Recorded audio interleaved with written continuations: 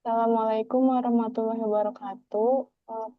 Kami dari kelompok 6 akan mempresentasikan hasil penelitian yang berjudul penggunaan aplikasi Sakti dalam meningkatkan akurasi laporan keuangan di PPMTT. Sebelum itu, dengan kami memperkenalkan diri, saya Anastasia Chandra Ningtyas dengan NIM J0414241296.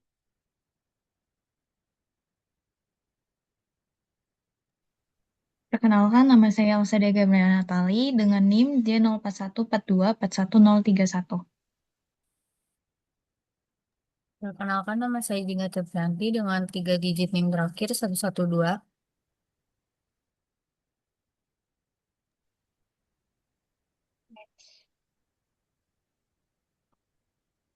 Yang ber- yang pertama ada pendahuluan. Next.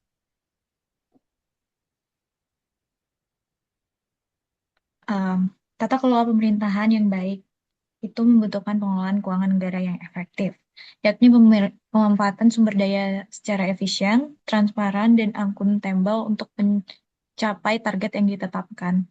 Laporan keuangan pemerintah menjadi cerminan kualitas tata kelola tersebut, khususnya dalam penerapan prinsip good governance.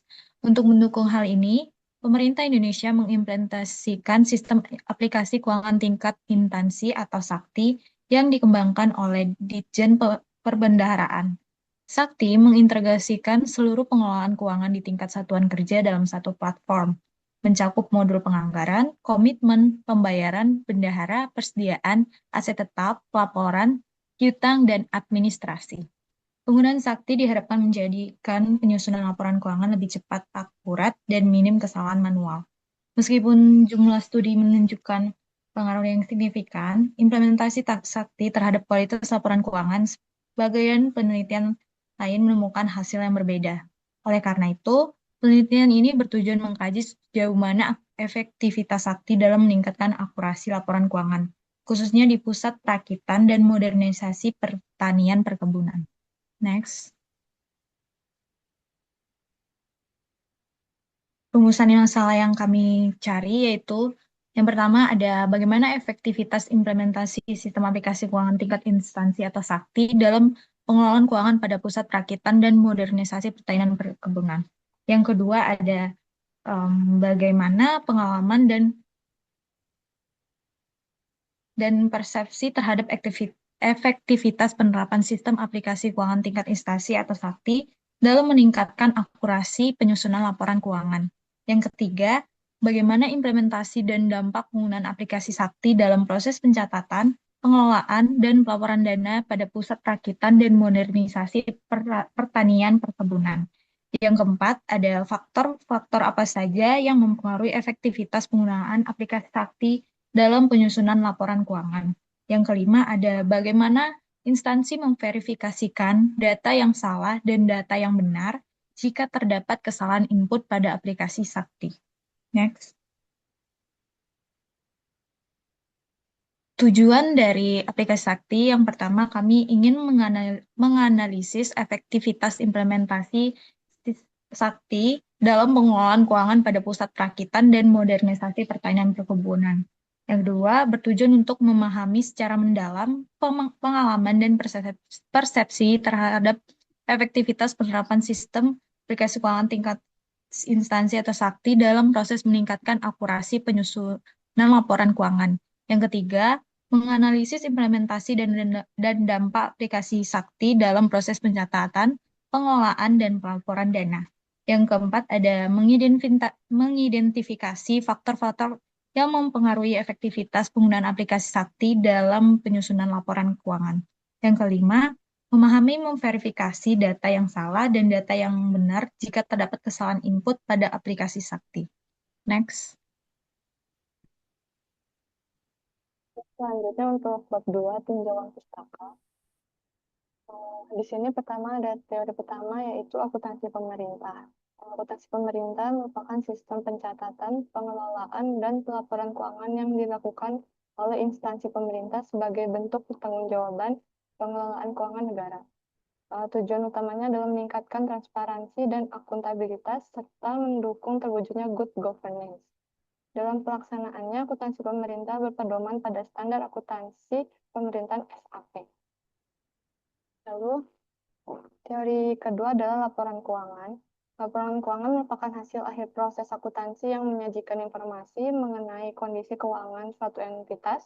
Informasi tersebut digunakan sebagai dasar pengambilan keputusan, evaluasi kinerja, dan pengawasan pengelolaan keuangan. Oleh karena itu, laporan keuangan harus disusun secara akurat, sistematis, dan sesuai standar yang berlaku. Lalu teori yang ketiga itu laporan keuangan versi pemerintah, merupakan bentuk pertanggungjawaban pemerintah atas pengelolaan keuangan negara. Tujuannya adalah mewujudkan transparansi dan akuntabilitas publik. Komponen laporan keuangan pemerintah ini terdiri dari LRA, neraca, LO, LPE, LAK, dan CALK yang digunakan untuk menunjukkan kondisi keuangan serta mengevaluasi pengelolaan anggaran pemerintah.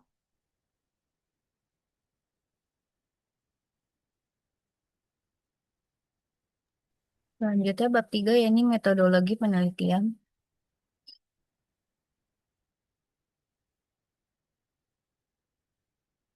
Untuk jenis penelitiannya, ya ini penelitian ini dilakukan menggunakan metode kualitatif untuk menganalisa data yang diperlukan secara deskriptif agar dapat memberikan pemahaman secara luas terkait efektivitas penggunaan aplikasi sakti pada satuan kerja PPPMPP. Objek penelitiannya untuk penelitian kali ini dilakukan pada Satuan Kerja Pusat Perakitan dan Modernisasi Pertanian Perkebunan yang berlokasi di Jalan Tentara Pelajar Nomor 1, Bogor, Jawa Barat. Penelitian dilakukan pada bulan April 2026. Teknik pengumpulan datanya yakni dari sumber data yang bersifat premier, yaitu melakukan wawancara langsung dengan bendahara dari PPMPP yang memiliki pemahaman mendalam terkait pembukuan bendahara serta data sekunder yang diperoleh dari peneliti terdahulu yang relevan dengan topik penelitian kali ini.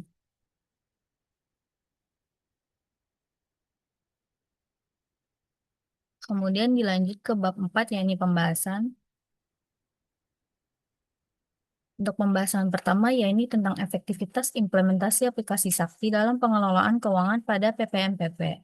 Implementasi Sakti pada PMK nomor 171 serta PMK 05/2021 di UPT PPMPP Kementerian Pertanian berhasil mengubah tata kelola keuangan dari sistem parsial yang tadinya tidak efisien seperti aplikasi SAS dan Simak BMN yang memicu duplikasi data serta rekonsiliasi manual menjadi satu ekosistem digital berbasis web yang terintegrasi. Berlandaskan PP nomor 60 tahun 2028 tentang SPIP, platform tunggal ini mengotomatisasikan sinkronasi data kas dan akuntansi, sehingga pencatatan transaksi oleh bendahara penerimaan dan pengeluaran kini berjalan secara real-time. Dampaknya, penyusunan LPJ serta laporan keuangan semesteran dan tahunan menjadi lebih cepat, akurat, dan bebas dari salah saji material, yang sekaligus mewujudkan prinsip good governance di instansi pemerintahan. Selanjutnya ada pengalaman dan persepsi terhadap efektivitas penerapan aplikasi Sakti dalam meningkatkan akurasi penyusunan laporan keuangan. Yang pertama itu ada fase adaptasi dan validasi otomatis. Di sini implementasi awal Sakti memerlukan waktu adaptasi selama 3 hingga 6 bulan karena daya perubahan sistem antar muka dari si sistem SAS tadi menuju ke Sakti. Lalu yang kedua ada akurasi laporan dan sinkronasi SPAN, penerapan sistem double entry keeping berbasis akrual pada PP nomor 71 tahun 2010 secara terukur meningkatkan akurasi laporan keuangan seperti LRA, neraca, LO, LPE, dan CLK. Selain itu, mekanisme sinkronasi otomatis dengan SPAN meningkatkan efisiensi dan akurasi proses rekonsiliasi data dibandingkan dengan metode manual sebelumnya. Lalu yang terakhir ada evaluasi dan persepsi pengguna. Persepsi pengguna berada pada kategori positif moderat, ketersediaan fitur yang tersedia dinilai sangat membantu operasionalnya. Namun hasil evaluasi menunjukkan bahwa sistem masih memerlukan optimalisasi pada kecepatan akses jaringan dan kelengkapan panduan teknis di lapangan.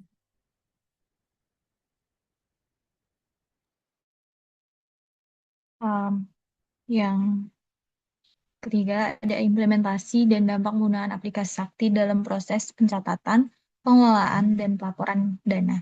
Yang pertama, dalam proses pencatatan dana, setiap komitmen belanja oleh PPK langsung memotong pagu anggaran secara otomatis dan secara real-time.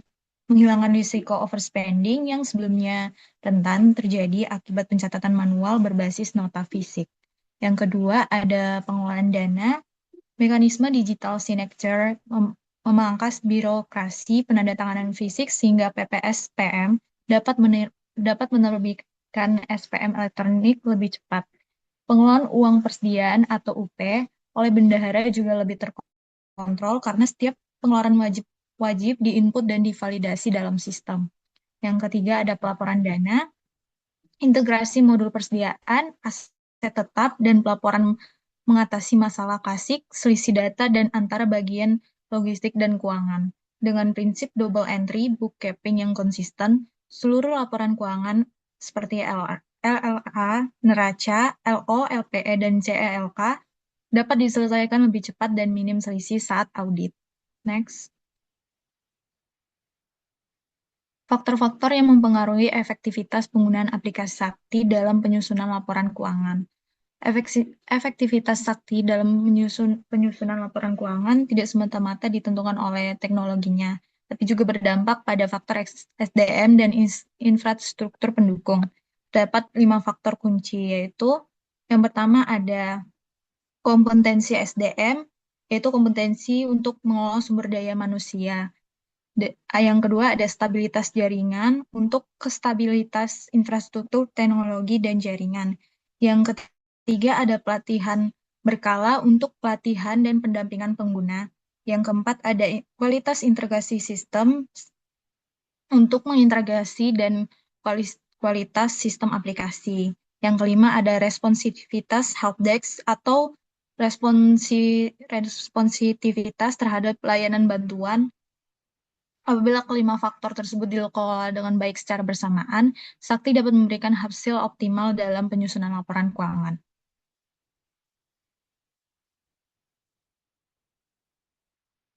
Mekanisme verifikasi dan koreksi kesalahan input data pada aplikasi Sakti di Pusat Perakitan dan Modernisasi Pertanian Perkebunan. Sakti membedakan koreksi berdasarkan status transaksi, yaitu ada pre-approval atau data masih di draft dapat langsung diubah, dan post-approval. Data yang sudah terkunci memerlukan prosedur formal melalui jurnal koreksi atau pembatalan dokumen. 4 lapis verifikasi, yang pertama ada validasi otomatis sistem, yaitu menolak input tidak valid secara real time. Yang kedua ada pengecekan mandiri operator sebelum transaksi diajukan untuk disetujui. Yang ketiga ada verifikasi pejabat meninjau atau PPK. Yang keempat ada rekonsiliasi periodik melalui e-recon dengan data KPPN atau SPAN sebagai single source of truth, koreksi pasca persetujuan. Menggunakan prinsip counterbalancing, entry sesuai standar IPSAS 3, lalu entry salah di offset tanpa dihapus agar audit trail tetap terjaga. Untuk transaksi yang sudah menjadi SP2D, koreksi wajib dikoordinasikan dengan KPPN sesuai per 19 PB 2019.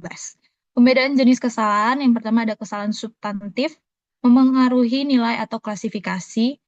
Yang kedua ada memerlukan jurnal koreksi formal, sedangkan yang kesalahan administrasi yang kedua, narasi atau uraiannya cukup diselesaikan melalui amandemen dokumen. Peran audit, trial, dan rekonsiliasi bulanan, Sakti merekam seluruh aktivitas pengguna secara permanen sebagai bentuk akuntabilitas individual. Rekonsiliasi bulanan antara modul dan dengan KPPN berfungsi sebagai deteksi dini kesalahan, mencegah akumulasi kesalahan yang lebih sulit diperbaiki saat penyusunan laporan tahunan. Next.